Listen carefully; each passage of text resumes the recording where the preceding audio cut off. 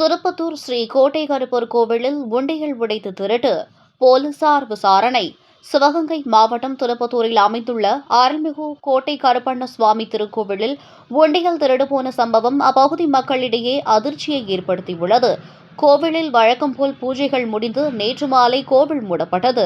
இன்று அதிகாலை கோயில் பூசாரி சிவமணி பூஜை செய்வதற்காக கோவிலின் கதவை திறந்தபொழுது உள்ளே இருந்த உண்டியல் உடைக்கப்பட்டு அதிலிருந்து பணம் சிதறி கிடந்ததைக் கண்டு அதிர்ச்சியடைந்தார்.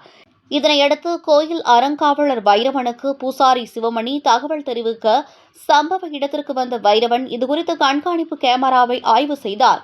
அப்போது அதிகாலை 3:29 மணியளவில் மர்ம நபர் ஓட்டை பிரித்து இறங்கி அருகில் உள்ள சூலாயுதத்தை எடுத்து உண்டியலை உடைத்து அதில் உள்ள பணத்தை தான் அணிந்திருந்த வேட்டியை கழட்டி அள்ளிச் செல்லும் காட்சி சிசிடிவி கண்காணிப்பு கேமராவில் பதிவாகியுள்ளது.